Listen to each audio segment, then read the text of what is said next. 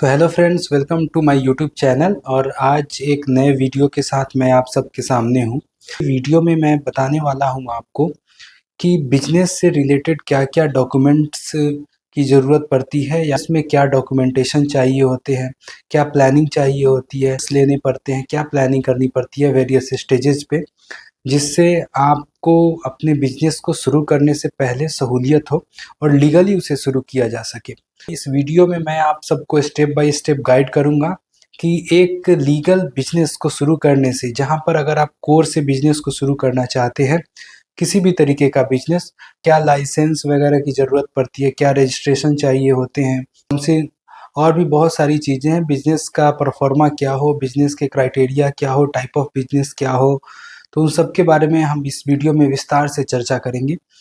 तो देखते रहिए और बने रहिए इस वीडियो के साथ। तो सबसे पहले लोग आते हैं हमारे पास और बोलते हैं कि हमारे पास एक प्लानिंग है, हम कुछ बिजनेस को शुरू करना चाहते हैं, लेकिन हमें ये आइडिया नहीं मिल पा रही है कि उस बिजनेस को शुरू हम कैसे करें, क्या क्या उसमें लीगल डॉक्यूमेंट्स रिक्वायरमेंट होते हैं, क्या स्टेप्स लेने पड़ते हैं बिजनेस फॉर्मेशन में। तो अगर हम कोई बिजनेस शुरू करते हैं फिर हमें उसकी जानकारी नहीं होती है तो आगे चलकर काफ़ी सारे दिक्कतों का सामना करना पड़ता है। तो अगर आपके पास अपने बिजनेस से रिलेटेड कोई आइडिया ऑलरेडी पहले से है तो उसको इम्प्लीमेंट करने से पहले आपको कुछ बेसिक सी जानकारी होनी चाहिए कि जैसे जो अभी आप बिज़नेस शुरू करना चाहते हैं वो बिज़नेस कौन सी कैटेगरी में फॉल करती है। दोस्तों, 3 तरह की कैटेगरी होती है जो हम इंडिया में या फिर भारतीय भाषा में उसे बोलते हैं या फिर समझते हैं। पहली होती है वो ट्रेडिंग होती है, दूसरी मैन्युफैक्चरिंग हो गई और तीसरी जो है वो सर्विस सेक्टर हो गई। इसे ओवरऑल हम सेक्टर कहें तो ज़्यादा बेहतर होगा। ट्रेडिंग बिजनेस जो होता है वो होता है किसी भी माल का खरीद और बेचना। अगर हम एक दुकान खोलते हैं तो फिर हम जो भी परचेज करेंगे या सेल करेंगे, चाहे वो रिटेल शॉप हो, होलसेल हो, डिस्ट्रीब्यूशन हो या फिर उसका कोई भी लेवल हो, लेकिन अगर हम खरीद या बिक्री में अगर हम इन्वॉल्व होते हैं, परचेज और सेल में इन्वॉल्व होते हैं, तो उसे ट्रेडिंग कहते हैं बिजनेस में। और ये ट्रेडिंग शेयर मार्केट की ट्रेडिंग से अलग होती है, ये बिजनेस की ट्रेडिंग होती है। तो आपको ये पता होना चाहिए कि अगर आप सेल या परचेज करने वाले हैं किसी भी गुड्स का, तो आप ट्रेडिंग बिजनेस करने वाले हैं, ट्रेडिंग के सेक्टर में हो। दूसरा जो है वो है मैन्युफैक्चरिंग। मैन्युफैक्चरिंग जैसा नाम से आपको पता लगता हो और आपको ऑलरेडी पता भी होगा कि मैन्युफैक्चरिंग किसे कहते हैं। जब भी आप किसी मशीनरी से या फिर किसी भी रॉ मटेरियल के सहारे अगर फिनिश्ड गुड्स का प्रोडक्शन करते हैं तो वो मैन्युफैक्चरिंग की कैटेगरी में आती है। वहाँ पर रॉ मटेरियल्स की रिक्वायरमेंट्स होती है, कैपिटल गुड्स ज़रूरी होते हैं, मशीनरी ज़रूरी होती है। तो ये एक पार्ट हो गया बिजनेस का जो मैन्युफैक्चरिंग कहलाती है, जहाँ पर भी आप प्रोडक्शन करेंगे। तीसरी जो होती है वो होती है सर्विस सेक्टर। सर्विस सेक्टर में जब भी जहाँ पर किसी भी गुड्स का आदान प्रदान ना हो, जहाँ भी कोई सामान हम क्रय या विक्रय नहीं कर रहे हैं, उसे हम बेच या खरीद नहीं रहे हैं, बल्कि सर्विस बेच रहे हैं, कोई सेवा हम बेच रहे हैं, तो उसे सर्विस सेक्टर कहेंगे। फॉर एग्जांपल डॉक्टर्स वो सर्विस में कैटेगरी में आते हैं, तो वो बिजनेस नहीं है, हालांकि वो प्रोफेशनल है। अगर हम कंसल्टेंसी फर्म अगर मेरी है तो मैं अपनी सर्विसेज को सेल कर रहा हूँ, तो वो हमारा सर्विस सेक्टर में हो गया। कोई लॉ फर्म है वो अपनी सर्विस को दे रही है, कंसल्टेंसी प्रोवाइड कर रही है, तो वो सर्विस सेक्टर में आती है। तो ये पहली चीज़ है जो आपको पता होनी चाहिए बिजनेस को शुरू करते समय। दोस्तों, दूसरी जो सबसे इम्पोर्टेंट चीज़ है वो है लोकेशन। आप अपना शॉप खोलते हैं, किसी चीज़ को सेल परचेज करते हैं, तो आपका तो दुकान होगा ही ऑब्वियसली, तभी आप वहाँ से सेल परचेज कर पाएंगे।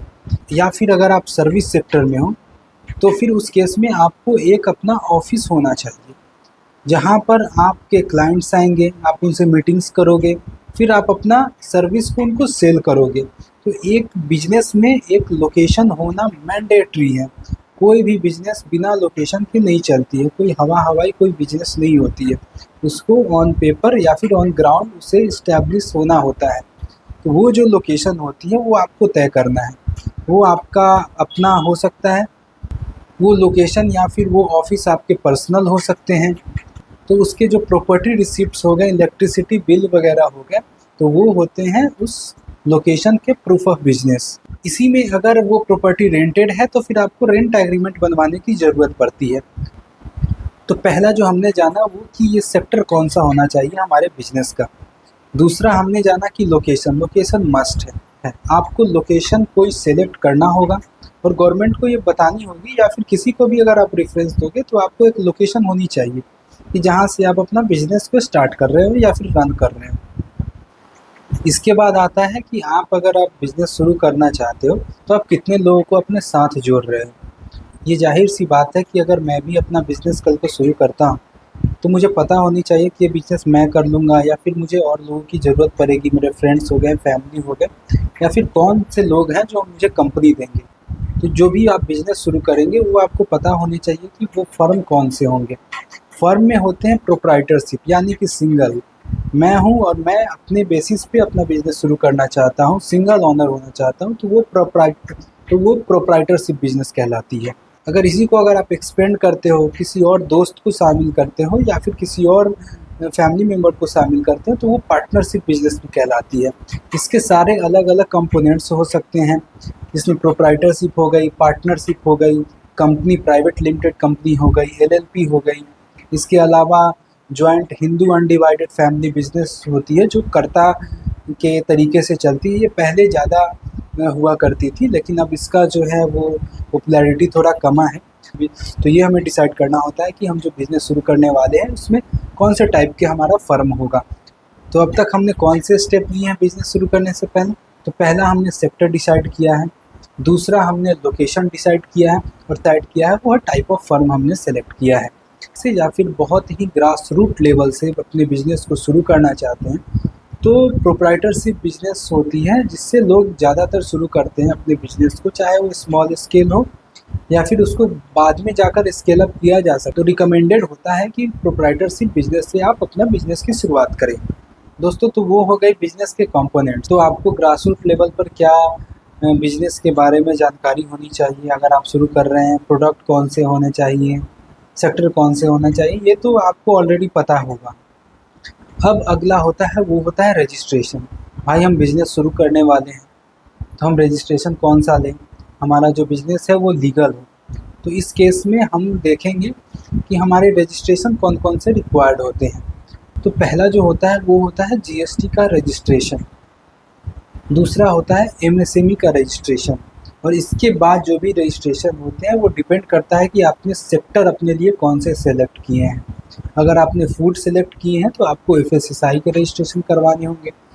अगर आपने ज्वेलरी के सेलेक्ट किए हैं तो आपको फिर मार्का वगैरह की भी रजिस्ट्रेशन लेनी पड़ती है, नापतोल विभाग से भी आपको एक रजिस्ट्रेशन है वो लेनी पड़ती है। तो ये अलग अलग फिर क्राइटेरिया होती है, लेकिन जो बेसिक होता है वो एमएसएमई और जीएसटी रजिस्ट्रेशन होता है। जीएसटी रजिस्ट्रेशन के बेसिस पे ही आजकल बैंक्स आपके करेंट अकाउंट खोलते हैं। करेंट अकाउंट खोलना मैंडेटरी होता है किसी भी बिजनेस के पर्सपेक्टिव से अगर हम देखें तो, क्योंकि करेंट अकाउंट में ही ट्रांजैक्शंस जो होती हैं वो बिजनेस की रन की जाती हैं। अगर आप सेविंग में अपने ट्रांजैक्शन करते हैं तो काफ़ी ज़्यादा लिमिटेशंस हैं, चाहे वो ट्रांजैक्शंस के लिमिटेशंस हो, चार्जेस काफ़ी ज़्यादा हैं, और गवर्नमेंट के और भी कई नॉर्म्स हैं जो आपको परेशान कर देंगे अगर आप सेविंग में अपना बिजनेस शुरू करो। रिकमेंडेड होता है कि आप अपना करेंट अकाउंट खुलवाएं जो जीएसटी के बेसिस पे, या फिर उद्यम रजिस्ट्रेशन जिसे एमएसएमई रजिस्ट्रेशन भी कहते हैं, इसके थ्रू भी कई सारे बैंकों में करेंट अकाउंट खोला जाता है। दोस्तों, अब बात होती है कि जीएसटी रजिस्ट्रेशन। तो जीएसटी रजिस्ट्रेशन आजकल तो लेना बहुत ज़्यादा मुश्किल हो गया है, क्योंकि डिपार्टमेंट बहुत स्ट्रिक्टली सारे फॉर्म्स को देखती है और उसके बाद भी वो आपको ऑफिस में बुलाएंगे। पहले आधार ऑथेंटिकेट होता था, तो अब प्रोसेस थोड़ा लंबा हो गया है और कॉम्प्लिकेटेड भी हो गया है।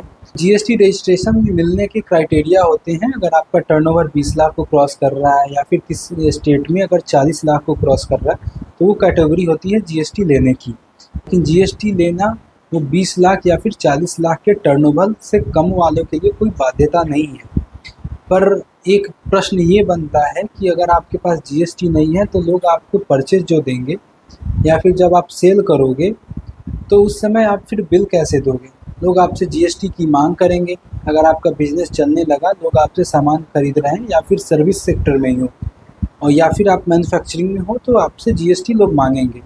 तो इनिशियल स्टेज पर लोग वॉलंटरी बेसिस पर अपना जीएसटी ले लेते हैं। वॉलंटरी बेसिस कहने का मतलब ये होता है कि मुझे जीएसटी की हाल फिलहाल में कोई रिक्वायरमेंट नहीं है, मैंने अभी अभी जस्ट अपना बिज़नेस शुरू किया है। ना ही मेरी टर्नओवर 20 लाख क्रॉस कर रही है, ना ही मेरी टर्नओवर 40 लाख क्रॉस कर रही है। लेकिन मैं जीएसटी सिर्फ़ इसलिए लेना चाहता हूँ ताकि मैं जीएसटी बिल लोगों को दे सकूँ। मैं अपना परचेज़ करता हूँ उसका मैं आईटीसी ले सकूँ, क्रेडिट ले सकूँ। तो इस बेसिस पे भी आप वॉलंटरी रजिस्ट्रेशन जीएसटी की ले सकते हैं। और याद रखें, जब भी आप जीएसटी रजिस्ट्रेशन लेने जाएँ किसी भी सीए फर्म में या फिर कंसल्टेंसी फर्म में, तो जीएसटी की सारी बारीकियाँ जान लें।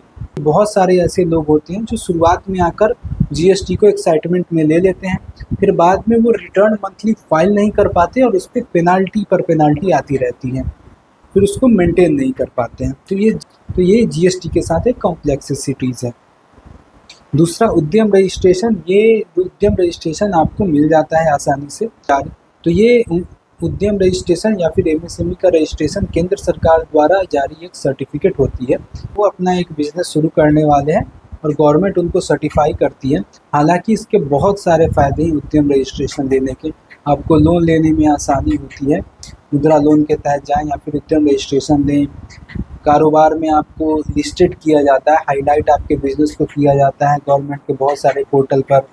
आपके जो इंटरेस्ट रेट होते हैं वो कम होते हैं। हालाँकि इनका डिस्कशन मैं अपने आने वाले वीडियोज़ में अगर आप चाहें तो मैं कर सकता हूँ, लेकिन फ़िलहाल इन स्टेप्स को लेकर ये 2 रजिस्ट्रेशन होते हैं और इनके साथ-साथ आप अपना एक बैंक अकाउंट खुलवा सकते हैं और आप बिज़नेस को ईज़िली रन कर सकते हैं। इसके अलावा मैं फिर से बता देना चाहता हूँ कि जो भी रजिस्ट्रेशन की ज़रूरत होती है, चाहे वो शॉप एंड एस्टेब्लिशमेंट रजिस्ट्रेशन हो, एफएसएसआई रजिस्ट्रेशन हो या फिर नापतोल का रजिस्ट्रेशन हो, ये सारे रजिस्ट्रेशंस या फिर सर्टिफिकेट उन लोगों को लेने होते हैं जो अपने अपने बिज़नेस के क्राइटेरिया में फॉल करते हैं। सभी को एफएसएसआई नहीं लेना होता है। जो लोग फूड बिज़नेस में डील करते हैं उन्हें एफएसएसआई का रजिस्ट्रेशन लेना पड़ता है। जो लोग सोने चांदी में डील करते हैं उनको फिर हॉलमार्का वगैरह या फिर उनका नापतोल का होता है डिपार्टमेंट, उससे फिर रजिस्ट्रेशन लेना पड़ता है। तो बेसिक से यही सारे डॉक्यूमेंट्स से काफ़ी सारे लोग मेरे से बात करते हैं बिज़नेस के बारे में कि क्या ज़रूरतें होती हैं, तो मैंने सोचा कि एक वीडियो बना दी जाए जिससे काफ़ी मदद मिले लोगों को। तो मुझे उम्मीद है कि कुछ जानकारियाँ मिली होगी आपको इस वीडियो के माध्यम से। आने वाले समय में और भी बिज़नेस से रिलेटेड मैं वीडियोज़ बनाता रहूँगा। तब तक के लिए लाइक, शेयर और सब्सक्राइब करें हमारे चैनल को। बहुत बहुत धन्यवाद। नमस्कार।